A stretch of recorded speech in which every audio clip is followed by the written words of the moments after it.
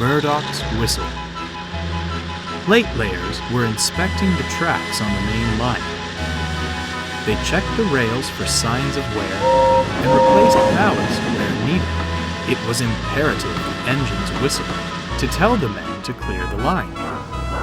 One morning, Gordon arrived at Edward's station, looking rather annoyed. "Problem, Gordon?" asked Boco. "There is something to be said," Gordon replied, "for quiet engines like you, Boco. I understand we must whistle for the plate layers, but some of it is most excessive. It isn't wrong, of course, but..." Gordon's speech was interrupted by a booming whistle in the distance.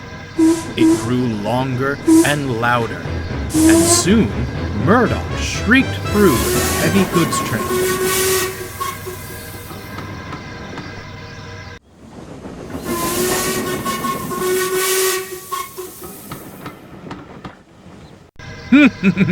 "I rest my case," Gordon harumphed. Later, Boco found Murdoch resting in the sheds.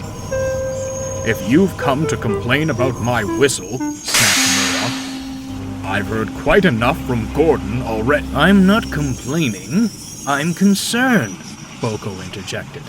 "I've never heard you make such a racket."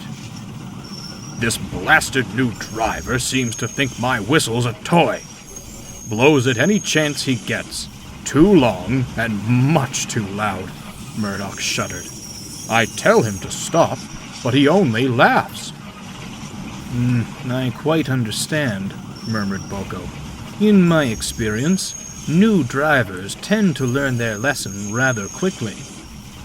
"It can't happen quickly enough," sighed Murdoch. The plate layers had nearly reached Marin Station. Every day, Murdoch would rush past, whistling well before reaching the men, and long after, too. "You're going to wear him out at this rate," sighed the fireman. "Nonsense," scoffed the driver. "Engines like him are meant for it. Why give him a big, booming hooter if we're not going to use it?" "I don't think you understand which engine you're driving," chuckled the fireman. "He'll never want to whistle again after you're through with him." The fireman was right. Murdoch grew increasingly irritated at the sound of his own whistle, and barely said a word to anyone as he scowled down the line. Boco tried to comfort him, but the other engines weren't as sympathetic. "When do we get some of that peace and quiet you're always moaning about?" teased Henry and James. One morning, mist shrouded the island, and a light rain made the rails damp.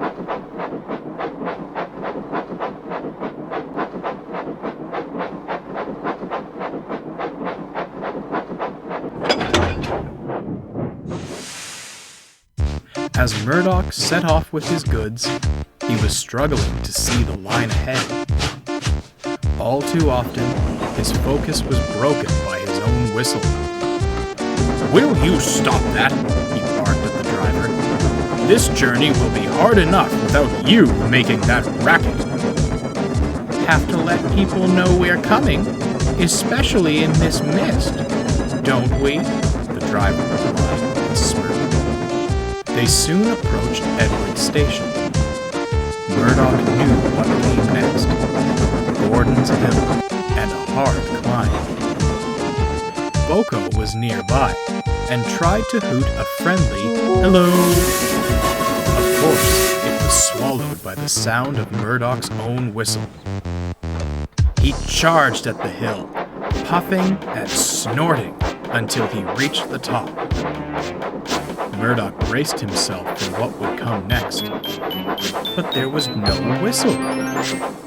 "I'm glad you're seeing sense," sighed Murdoch, "but this is one time we have to whistle." I can't!" cried the driver. "Something's jammed!" Murdoch went pale. The plate layers were just down the line. The driver pulled the whistle chain with all his might, but still, no sound came. "Look out! Look out!" Murdoch shouted into the mist. The plate layers were startled. They saw the silhouette of an engine and jumped clear just in time. With brakes screeching, Murdoch flew past, finally coming to a halt a few miles further on. Everyone breathed a sigh of relief. Soon, Boco arrived to help. He took Murdoch to the workstation, then carried on with the goods.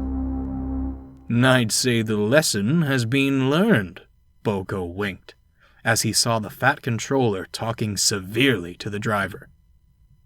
Soon, he came to see Murdoch. "I'm very proud of you, Murdoch. The plate layers tell me you've never been so loud before. Your quick thinking prevented a very nasty accident. We'll soon have you mended. For now, I'm sure you'll enjoy some whistle-free moments of peace." "Thank you, sir," chuckled Murdoch. Sure enough, Murdoch was soon back on the main line. His whistle was working better than ever, and saw far less usage than before. The driver had taken a temporary leave from the footplate. He volunteered to assist the plate layers with repairing the line. Whenever he heard Murdoch's whistle, he smiled, knowing it meant one of two things: a warning to stand clear, or a means of aggravating Gordon.